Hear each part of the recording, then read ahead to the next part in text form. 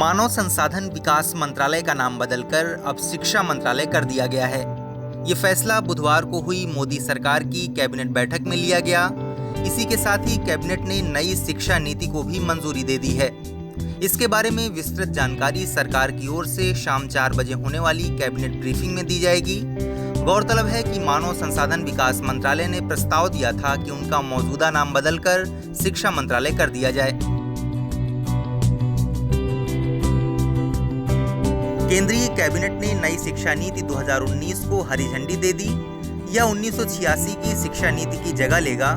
इसके तहत देश की शिक्षा व्यवस्था में व्यापक बदलावों को लागू किया जाएगा। नई शिक्षा नीति में शिक्षा का अधिकार कानून के दायरे को व्यापक बनाया जाएगा। अब 3 साल से 18 साल के बच्चों को शिक्षा का अधिकार कानून 2009 के अंतर्गत लाया जाएगा।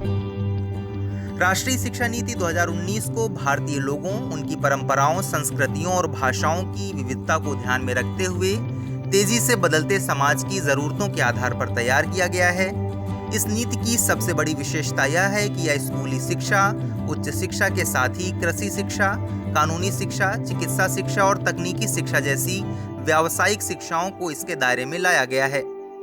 नई शिक्षा नीति को भी मंजूरी मिलने के बाद अब पूरे उच्च शिक्षा क्षेत्र के लिए एक ही रेगुलेटरी बॉडी होगी। सरकार का कहना है कि इससे शिक्षा क्षेत्र में अव्यवस्था को खत्म किया जा सकेगा।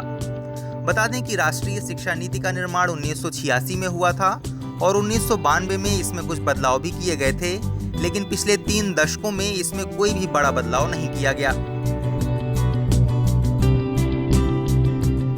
इस साल का बजट पेश करते हुए वित्त मंत्री निर्मला सीतारमण ने नई शिक्षा नीति का ऐलान किया था। वित्त मंत्री निर्मला सीतारमण ने बजट पेश करते हुए कहा था कि केंद्र सरकार शीघ्र ही नई शिक्षा नीति लेकर आएगी।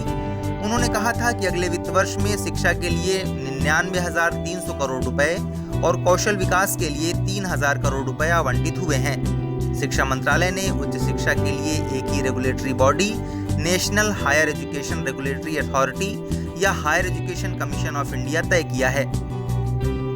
इस वीडियो में फिलहाल इतना ही। आप अपने सवाल और सुझाव हमें कमेंट करके बताइए। बाकी देश और दुनिया की ताज़ा तरीन खबरों की अपडेट्स के लिए हमारे चैनल लोकमत हिंदी को सब्सक्राइब कर लीजिए। अगर आप ये वीडियो फेसबुक पर देख रहे हैं तो हमारे पेज को लाइक और फॉलो कर लीजिए।